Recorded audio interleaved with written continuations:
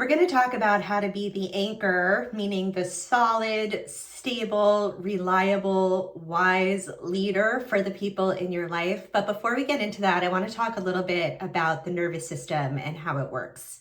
So the nervous system attaches your brain to every nerve in your body through something called the vagus nerve. It is charged by hormones and energy and electricity. It's far faster than your brain and conscious thought. And it is constantly surveying the landscape, your environment, and your circumstances for danger, right? It's like if a tiger came into your room, you wouldn't want to think about what to do. Your body would just want to fire up and run and get you out of there. The challenge is that we perceive danger in a lot of scenarios and circumstances where there isn't actually danger. Now, what will happen before you become aware of this is that your nervous system will respond. You'll have a split-second reaction, and then our brain will catch up to the party and will always create a narrative that supports the reactive behavior. So this is why, for example, if you see an adult yell at a child for something that they did which was merely annoying or childlike and not actually dangerous or hurting themselves or hurting someone else, then the parent will very often switch right into kind of lecturing mode to tell the child why they did the thing that made the adult act the way that they acted. It's just how brains and nervous systems work. It's not anything deeper than that.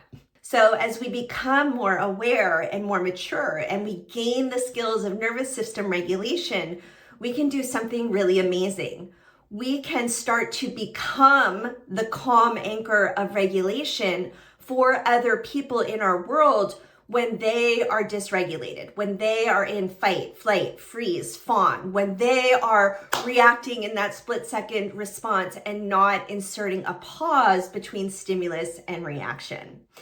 I always love to share one of my favorite quotes when I'm teaching this. So it comes from Viktor Frankl in Man's Search for Meaning. If you're not familiar, this is a book that a Holocaust prisoner wrote while he was in Auschwitz, I believe.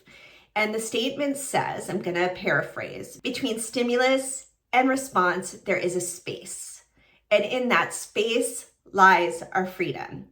So that means as we start to become more practiced with being responsive versus reacting, and we can insert a pause between a stimulus and how we want to react, we can actually find far greater life and joy and connection and trust with the people that we love.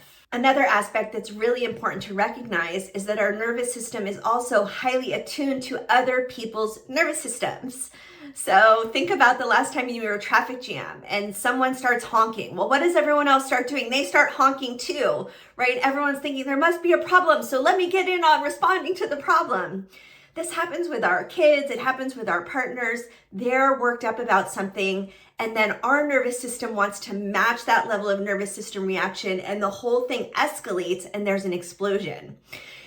This, again, isn't because there's anything wrong with us or we're not a good person. It's because it's how we have evolved over time to keep the community safe, right? Like a flock of birds, and one sees a predator, the whole flock takes off, even though the bird on the end didn't see the predator.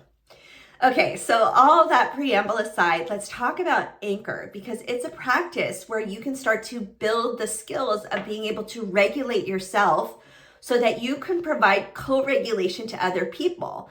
Because just as amazingly, when someone perceives that there's a threat or a danger, and you are calm, and you are collected, and you are going what we call it jai low and slow, their nervous system is going to get the message that everything is actually okay. We're going to walk through the 5 steps of the anchor process and that one of our trainers, Delicia, held to show you what this looks like in real coaching sessions. A stands for awareness. It means being aware of what is happening within your own physical body. Most of us in the Western world kind of live our lives from the neck up, and we don't pay attention to all of the amazing signals that our body is giving to us, like our hands clenching or our chest getting tight or our face feeling hot or feeling jittery or feeling stuck.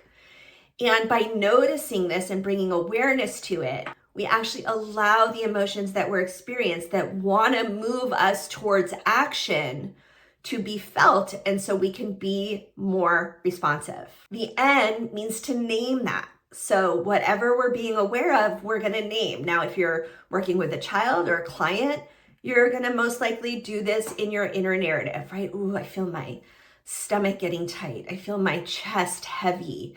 I can feel my hands sweating. I can feel tingling in my feet. And this is just a way to signal to your nervous system that all is well. This is also, however, a really great tool as you start to practice our empowered communication framework. We rely heavily on the work of Marshall Rosenberg and nonviolent communication. And here we're teaching our coaches who, by extension, are then going to teach their clients that there is a way to communicate our feelings and needs without using blame, shame, guilt, fear, all those things. And it's a really useful tool to say, instead of "you made me so angry," I noticed my chest getting tight. I noticed feeling yelling coming up in my body. I noticed that I'm wanting to move away from this situation, right? And to use that to kind of talk our walk for the people that we are raising, our kids. Okay, so A, awareness. N, name it. C is connect to your sensory calming tool. There are so many tools that we can use to return ourselves to a calm nervous system state when that is what's required of us as a leader. It's as simple as putting your hands on your face. It can be a slow, intentional breath. Placing your tongue on the roof of your mouth actually signals your vagus nerve to chill out. Humming, singing. And one of my favorite tricks is to become aware of the tone and cadence of my voice, because if there was actually danger, I'd probably be talking something like this. And so in heightened situations, I will lower my voice and speak more slowly. This is as much for myself as for the person that I am tending to. In our book, The Peaceful Parenting Revolution, there is a whole chapter on sensory calming tools. And so if you haven't read that yet, you can go ahead and grab it on Amazon. O is opening to connection. It means that we've done the work to take ourselves out of a fight, flight, freeze, or fawn response. And now we want to be available to another person. Here, using active listening, go back and watch that video if you haven't seen it yet. What is happening in their world. And then finally, R means to recommit to the present moment. We don't want to think about what happened in this scenario last month. We don't want to future pace problems and think about what might go wrong in the future if we don't resolve this right now. But we want to meet the present moment with awareness, with a calm demeanor, and with the mindset that we can figure it out together, whether it's with a child, a coaching client, or just somebody in our world.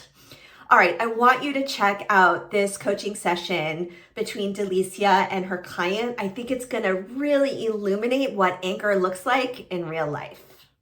What's happening inside your body? Can you describe? So I get the sense you want to move, like you're trying to get away, distance yourself. Is it hard for you to hear? Is it hard for you to watch? What happens in your physical body? I think I feel like panicked. I feel out of control. I feel like he shouldn't be feeling that way and I shouldn't be feeling this way. And can we go a little bit deeper into that panic? Where does panic show up in your body? You feel it in your stomach? Does your heart start beating fast? Do you get sick? Yeah, faster heartbeat and a tight chest and tight jaw, and just want to disengage, not give him the full attention and the full emotional attunement and understanding that he needs, and then feeling bad because I'm feeling bad. That makes sense. Okay, so your body wants to flee, but it's also tensing up at the same time. There are so many benefits to becoming a calm and regulated anchor for the people that you work with, your children, your partners, your friends, and certainly if you're a parent coach, your parent coaching clients. There are so many things to be afraid of in this day and age that people can get stuck in a fear loop, in future pacing problems, and thinking that control is the way to move through life because that way nothing bad will ever happen.